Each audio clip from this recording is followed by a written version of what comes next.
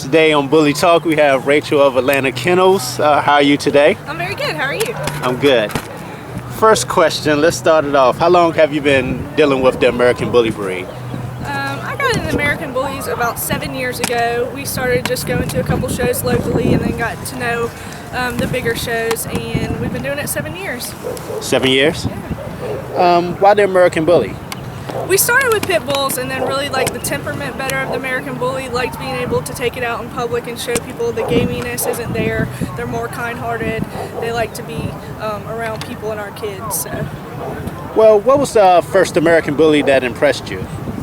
The first American Bully that impressed me, I have to say Halle Berry back in Miami in '08. I didn't know many bullies, I didn't know the baddest bullies, and she was the first champion I ever saw, the first female champion, and I was blown away and always tried to have something like that. So I was excited to be able to see her. When did Atlanta Kennels start? In 2005. 2005? How many champions and grand champions have come out of Atlanta Kennels? We have 5 champions and 1 grand champion. We did acquire Dirty Money, which is our grand champion, after he championed, but we did train him for his championship. Who was your mentor in the bully game? My mentor in the bully game. Ooh, I should have studied that one. We'll have to come back to it. When breeding, what do you breed for? Structure, bulliness, bone, body, movement, temperament. It has to have it all. I think there's so many dogs out here in the American Bullies that have this or that, but don't always have it all. So I want total dog, not just pieces of a dog. A lot of kennels are now, I guess, moving over to the Frenchies. Do you see Atlanta Kennels doing that also? I do like the Frenchies in the ABKC. We did just host our event in Atlanta last weekend and had some Frenchies come out. And there's a lot of really beautiful Frenchies out there. I don't know if we will get into the Frenchies. I definitely do like the breed. I like where it's going. I like the breeders that are out there, and I hope it continues with the ABKC. With that being said, a lot of people, I guess, are getting out of the bully game for one reason or another. What helps you to sustain in the bully game in today's economy? I've watched a lot of change over the past 7 years. I've watched a lot of people come and go and come back. I'm really dedicated to the ABKC, and I think that those that are trying to do the right thing, enjoy the American Bullies, are going to stay with the ABKC. People have their own biases and think politics, and they're not winning because of this, or judges feel this, or show hosts feel a certain way. And in reality, I think there's a lot of really good people in the breed right now, and I'm here to stay, and I think the right people are here to stay. Has the value of a pup diminished because of the slumping economy? Is it harder to place a pup into a good home now? I honestly don't believe so, and I think those people that have longevity and breed for the right reasons and put champion dogs together and breed for structure and correctness and bulliness and what they believe in, I don't think they're having a problem selling puppies. Me personally, I'm not having a problem. I have a lot of overseas customers, a lot of customers in the U.S. It's a lot of people that maybe aren't at the shows, and I think people are looking in the wrong place to sell their dogs. There's a right market for the right dog. I guess the reason for that question, you might hear people, I guess, complain about the price of a pup. Can you explain what the cost involved to keep up with a pregnant bitch and her pups once they're coming, once they arrive? Because I know it's got to be a lot involved with the upkeep, and a lot of people probably don't understand that when you place a certain value on a pup. I've had a lot of people come up to me and say, well, I can take these 2 champion dogs and put them together and I can buy it for $1,000. And then you take this dog and you have 2 champion dogs and put it together for $5,000. It's the effort, it's the money, it's the breed, it's the pedigree. There's so much involved. These dogs have shorter backs, bigger heads. They can't push out the puppies like pit bulls used to be able to have 14 dogs per litter. These dogs are having 4 and 5 dogs a litter. Most of them needing C-sections, a lot of them needing artificial inseminations. And then you're shipping semen from here, California, North Carolina, wherever it may be. You don't have that fresh semen there, so you're doing progesterone, you're hitting it right at the right time. You're having the C-section to save the female and the puppies, and you're doing it the right way. People can go home and let a dog be in labor for hours on end and, you know, lose puppies here and there. But when you're doing the right thing and you have quality puppies, they're worth the money. That's good to know. Who's the number one stud in Atlanta Kennels right now? Who's your number one stud? Good question. That's a better way to ask it. My favorite stud right now, I have to say, is Dirty Bird, which is off Champion Juicy Fruit, bred to Grand Champion Dax. He was the only surviving puppy out of the litter. We hope great things of him. He just turned a year. He's our main stud right now, but when you look at our yard, we also have Champion Slugger Morris, who is our pocket champion, doing great things for us, throwing the compact dogs, doing what we need them to do. And then we have Grand Champion Dirty Money, which is clean structure, body. So, I mean, we have everything we can incorporate into our breeding. So it's hard. It depends on who you ask which stud is best, but right now I'm leaning towards Dirty Bird. You know, I hear you talk with the passion because you really into showing of the dogs, right, to champion them out, to betterment of the breed. With that being said, how did you get into showing and handling?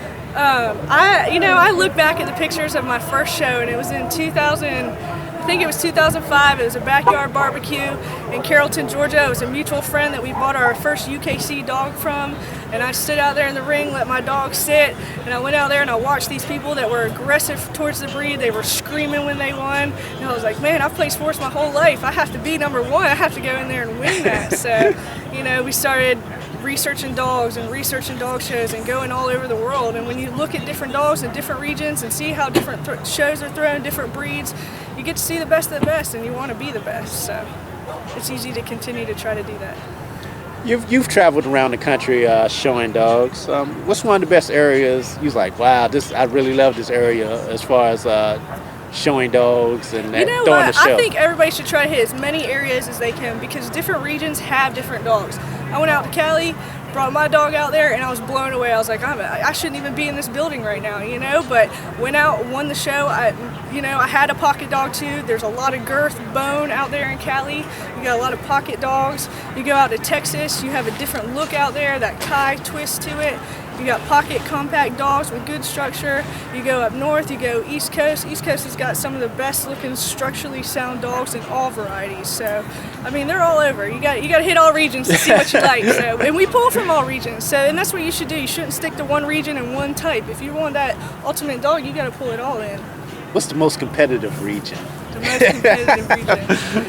I'd have to say the East Coast right now. I mean, but the West Coast would disagree with that because they have a lot of barbecues, have a really big turnout, but they're not as competitive in the show. When you get competition, you hit the East Coast, the Atlanta area. Serious. It's serious, but we're all good friends in it too. The people that really care about this, it doesn't matter where you come from, who you rep, what you do, we're all friends. We want the best. We want the best dog, but we're going to be out there competing against each other. That's funny you said that because I just spoke with the Dogman area out of Cali, and he mentioned the South. He said they're serious in the South. Serious. You come hard when you come out there. It's a lot of fun out in these regions. Oh, we just want to come out here and good time. It's my first show. They don't have as many states. You come to the Southeast, you're pulling North Carolina, Alabama, Arkansas, Georgia, Florida, North Carolina, South Carolina. They all come and they come hard. Now we're going to transition over into judge. Okay. What inspired you to want to become an ABKC judge? I've watched for many years. I've listened to the complaints. I've been a huge advocate. When people are out on the sidelines talking about this or that, measuring of dogs, I'm the biggest advocate. I was here before the shows ran totally different. They didn't even know when a dog was a champion, and we push for those things. We have to have point records. We have to be able to show that these dogs are champions. And I watched it evolve. I watched good judges come and go and bad judges come and go, and I felt like I had something to bring, and I want what's best for our breed, and if I can help do that, then that's what I want to do. Who was your mentor as far as getting prepared to be a judge, or the apprenticeship of judging, I guess? All three of the senior judges helped me out tremendously, and they gave me different tips of what I needed to know. I got the chance to hear their perspective on it, watch it, and even now I continue to grow. I'll go to judges, I'll watch Rodrigo, I'll watch Earl, I'll watch the other judges and their styles and be able to pull from each one. So every judge has given me a little piece of what I am now, and those are from past judges too. I've watched over the years. I watched the judge, I watched my dog. I've never once questioned a judge. On that day, that's what that judge thought, and there's always room for improvement. There's no perfect dog out there, so I take a little bit from everybody. As I know, you're a big supporter of the ABKC. The big talk this week is about judges. Yeah. Should they be allowed to judge in other registries? What are your thoughts on that? My thoughts on that. I think that some people are out there trying to do the right thing and have supported the AKC, the UKC, the ADBA, whatever it may be. They've supported these registries for a really long time, and they do have a calling for the ABKC, but I believe there are some people out there that are doing it manipulatively and doing it to make a living and doing it just to make the money that they need. And I don't know how to decipher between those people and how to make a rule that seems fair to everybody, but I think there's some wrong people throwing shows that are just out there to make money, and there has to be some regulation on that. People are talking about too many shows, too many champions. There has to be regulation, and if you continue to just allow it to be the way it is, then it's never going to improve. So this is the way that we're going to improve. To protect the brand, should the ABKC start paying judges, I guess? Start paying judges? Yes. In other words, to keep them exclusive within the ABKC. In other words, this is our brand. Like the NFL, for example, you got referees. They won't referee in the Canadian Football League or back in the day the USFL. It's something, I guess, in protection, like you said now, like with the new ruling on throwing shows Right. within a certain number of miles, and it's just to protect the brand itself. I think if you start paying judges, that it's going to get even more political. That they're going to say, "Oh, they paid this judge more. They wanted this judge, so they paid him." Oh, okay. I see. I think that I think it's accurate that the show host does pay their judge and take care of their judge. Okay. I do feel that way. Do you still show dogs? I do. My husband would laugh right now because I have not been out there in a while. I did show at Nationals. I will be at Bully Mania next weekend. I have adjusted my schedule where I specifically judge shows and specifically go to handle shows. So I will be handling next weekend at Bully Mania. Oh, okay. Do you get people complain about that? Yeah, I mean, if I'm not, That's a judge. And how does she show? Do you get that? I can't handle on the day that I judge. So now that I'm here, I'm not able to handle my dogs. I'm able to handle, but you want qualified judges. You want judges that have, had this experience and stuff. So if you want to cut off my skills and cut off my perfection of the breed, then yeah, take me out of the ring. But if you want to continue to have qualified judges, I think that it's imperative that they stay in the ring. To have a standard to look. And to continue to work towards and be competition and to feel the want to win and to stay empowered and to stay the want to make things better. Tell me about the Bully Embassy. The Bully Embassy. The Bully Embassy, we have been a good group of friends that were a different crew back in the day that went a different way, and so we've been together for about 5 years now, traveling to shows all over the world. When the ABKC first started, we added some new members, some imperative members that we really like in the breed. A good group of friends, all out for each other, all helping each other. No stress, not about the money. It's about coming out, having a good time, traveling together, eating together, and having quality dogs.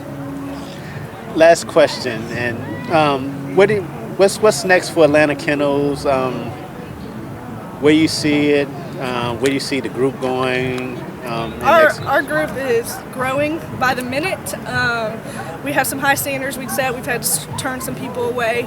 We're adding some new members coming up here just in the next couple months that we're about to roll out. The Bully Embassy is getting bigger, better, quality dogs. We're making everybody else step the bar up, and Atlanta Kennels is going to be right there with them. Well, actually, this is my last question. As far as breeding, what are you looking for when you put two dogs together? Me personally, and my husband has a different opinion, but I want an extreme to pocket bully. I want body, mass, bone, head, but that has the structure, and that's really hard to find. I mean, I can have the bulliest dog, I can have the pocketest dog, I have the freakiest head. I need it all in one, and I will continue to strive to get bigger, get better, but to do it with the American Bully without crossing it.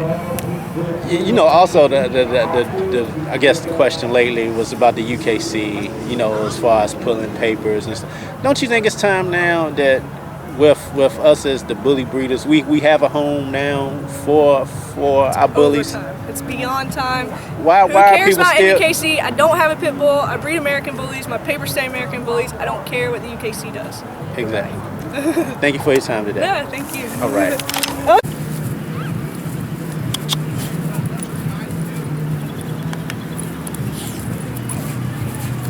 Oh my goodness.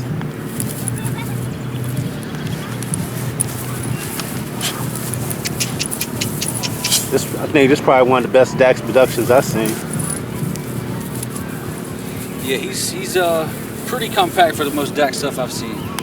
Most of it is, you know, really jacked up in the rear. I mean, he doesn't have the best rear, but most of it's real sway back and long.